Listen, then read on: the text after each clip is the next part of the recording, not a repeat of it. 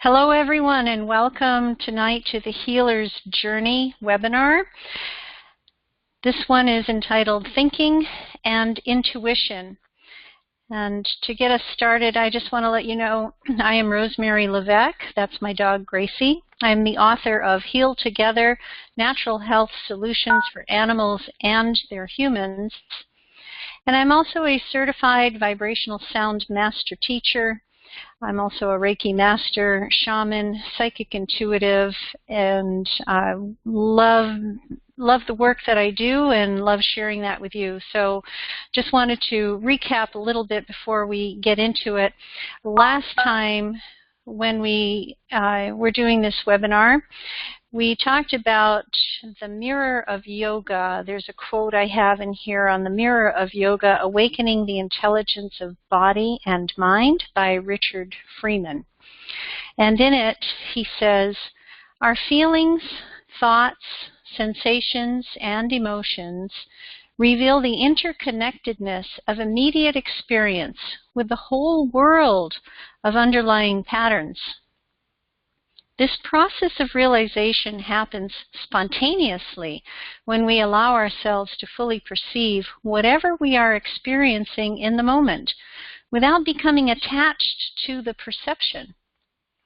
And at the same time, without rejecting it, we learn to become aware of our deep perceptions as both vital and real, but more important, we recognize that our own forms of perceptions are the gateway into the matrix that intimately connects us to everything else. So he's talking here about our perceptions, about a gateway into deeper understanding and to an awakening. And the truth is, when he talks about connects us to everything else, well, we are not separate. There is no body, mind, spirit. There is no us versus them. This is all aspects of our wholeness. We are all one. We are all part of the same thing. We're all part of the same energy. Everything is energy. And so our connectedness is inherent. Our connectedness is we can assume that we are connected unless there is something that keeps us apart. So let's explore that a little bit. Our best feature. What is our best feature? Is it the mind? Is it the thinking part of the mind? What sets humans apart from other animals is this very large cerebrum. It's the part of the brain that thinks, the part that has language. And the other parts of the brain, smaller, less developed, but in humans, what sets us apart is that large frontal lobe, that large thinking part of the brain. Is that our best feature? Well, the brain has many jobs. It has many parts. It's very complex, and I'm not going to underestimate anything or downplay anything, but let's talk about the different parts. The brain is the thinking part of the body. It includes reasoning, calculations, thought processing, and language. And language, of course, also sets us apart in some ways from other creatures on this planet. Discernment, judgment, comparison, understanding subtleties, these are all functions of the brain. The ego is the masculine energy for protection and survival, and that also lives in the brain. Inspiration and creativity, intuition, feminine energy, and understanding without reasoning, your developed senses, these are all also in the brain. The autonomic systems, how does the body breathe and the heart beat and all of those other body functions and regulation. What about your perceptions and emotions? These are all harbored and housed in the brain. Now, let's just take another look at this brain. Of course, it's in cross-section. And a long time ago, people noticed that there's a pattern in here within the brain. I just want to point out before we move on two glands, two very important glands in the body, the pituitary gland and the pineal gland. The pituitary gland is considered to be the master gland. This is the gatekeeper gland that controls all the other hormones in the body, the master gland, and it helps to regulate the other hormones that are going to be secreted, produced and secreted in the body at a particular pace, so it won't be too early in one's life or too late in one's life. All the hormones are going to be secreted at the proper time. And the pineal gland is a gland that controls sleep. It is also a gland that is active in our intuition.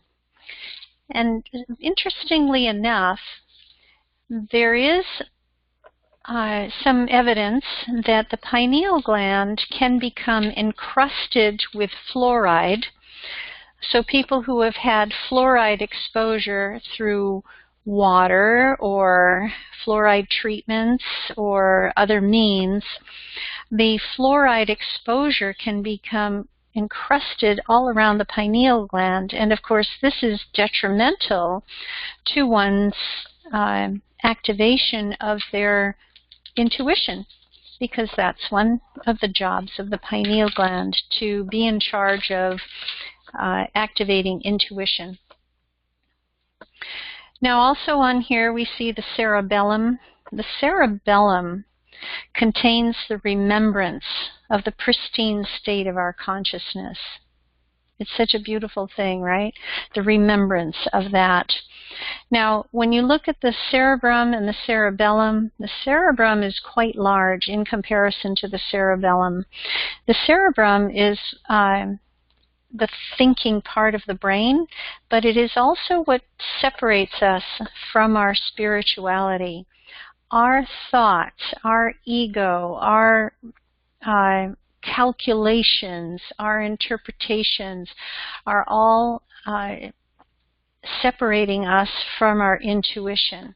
And so the intuition part of the brain, the most ancient, the most precious part of the brain, is not the one that thinks, but the one that is the most mature part of our brain, the female energy part of the brain. Where the cerebrum is the masculine energy part of the brain, the cerebellum is the female energy part of the brain. The thinking versus the intuitive. The immature thinking part of the brain versus the ancient, mature thinking part of the brain, the cerebellum. So if you're not in love with the cerebellum and what all that can do, then I propose that you tap in a little bit more to the possibilities of what your cerebellum can do. Now, I'm not saying that cerebrum masculine, cerebellum feminine, that creates your sexuality at all. Not at all.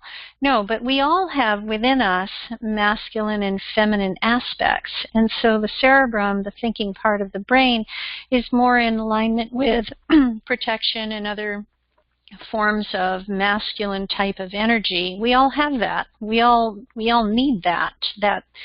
That archetype exists without having to be male. We have that masculine energy.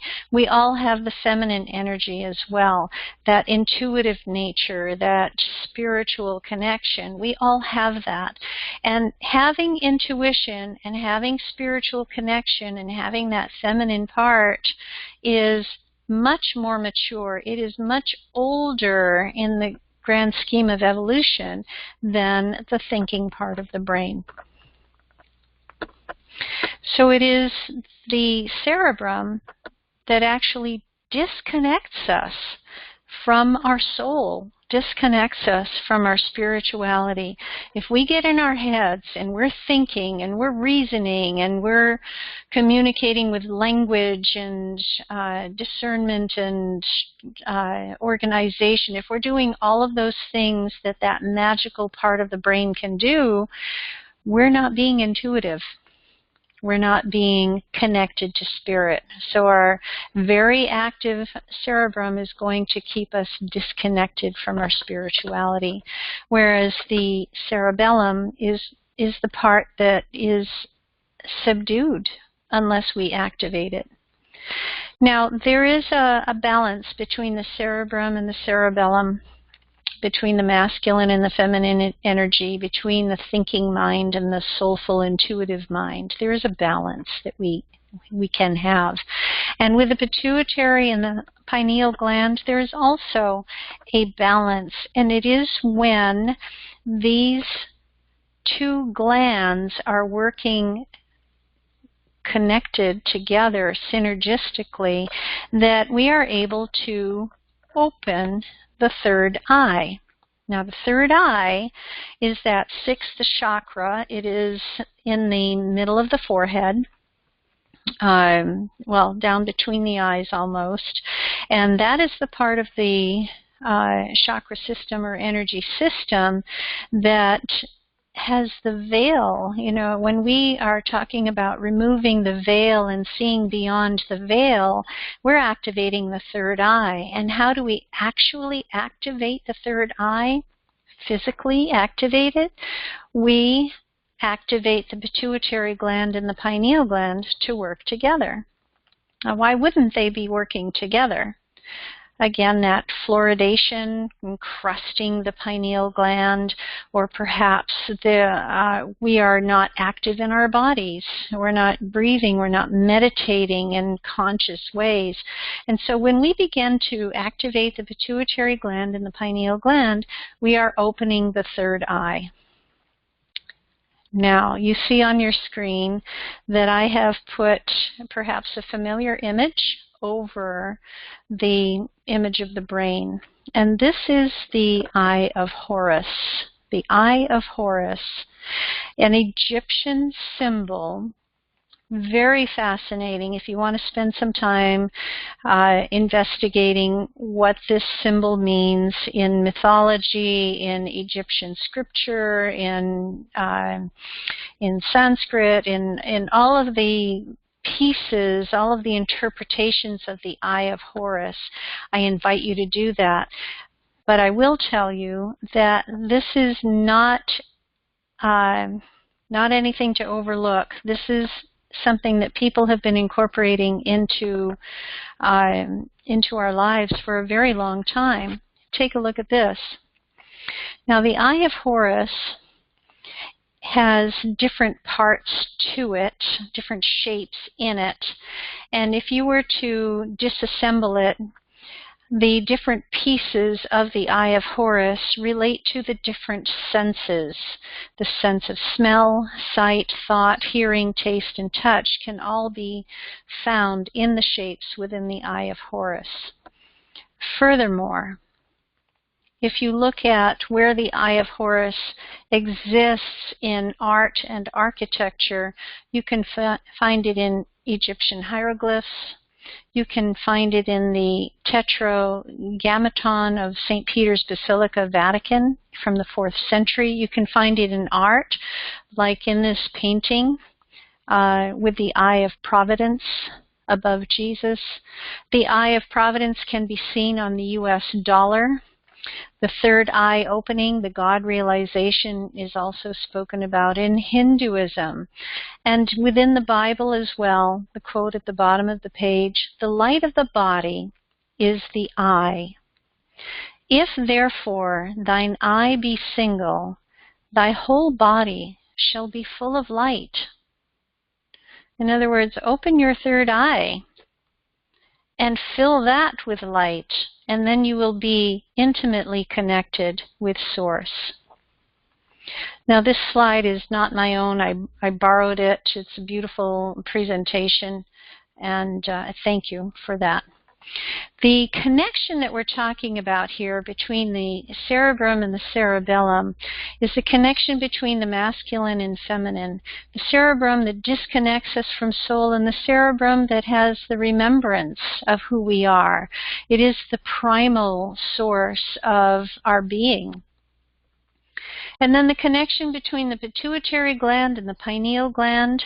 The pituitary gland is the gatekeeper. It is the regulator of awakening, whereas the pineal gland is the seat of the soul.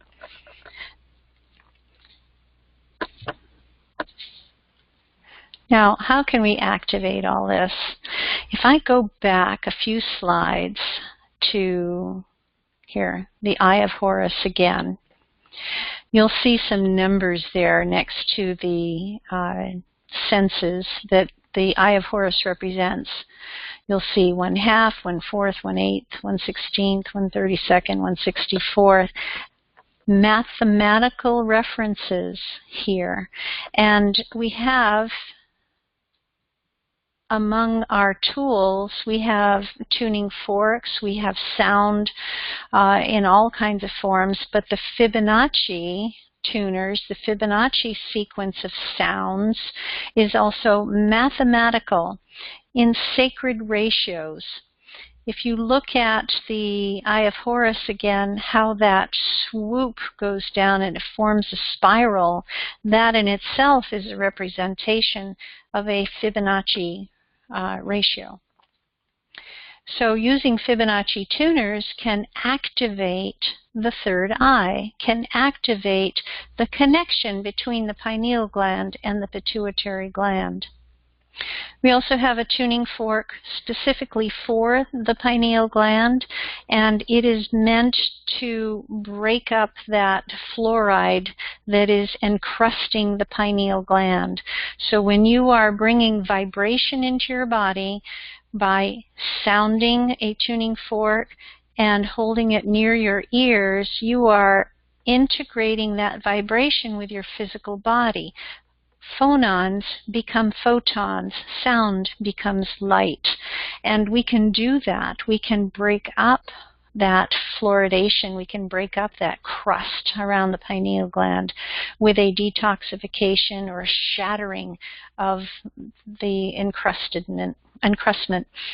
Crystal tuners of an even higher vibration, we're talking in the thousands, like the one tuner that I like to use, an angel tuner of 4096 hertz.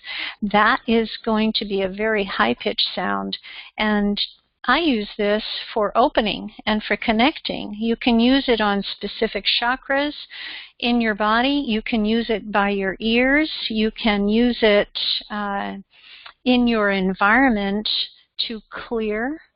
You can use it for opening and connecting. So these tuning forks with their sound vibrations are actually tools that can open and activate the third eye, which is what we are talking about, is removing the veil and seeing into that fifth dimension.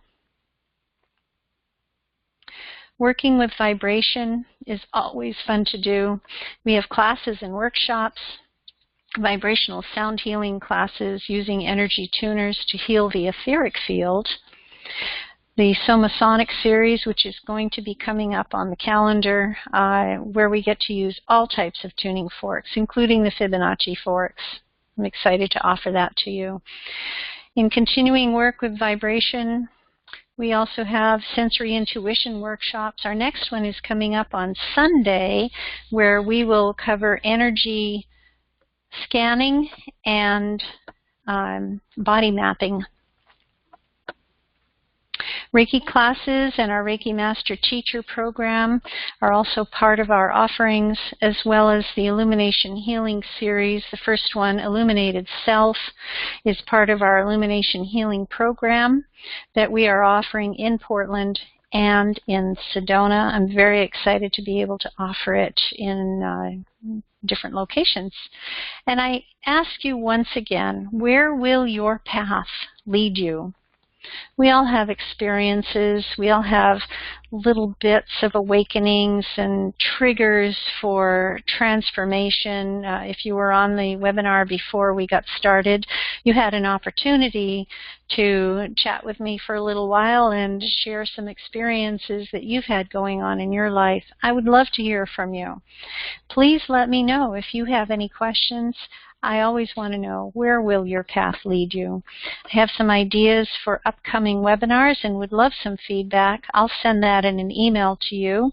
If you are on my list for the Healer's Journey, then you will receive this recording automatically in your inbox. If you are not on the Healer's Journey webinar list, please go to my website, secondnaturehealing.com, and you can also email me, rosemary@secondnaturehealing.com. You can register on my webinar page and get all of the information, all of the downloads directly to your inbox. Thank you so much for being here. I look forward to hearing from you and seeing you next week. Take care. Bye-bye.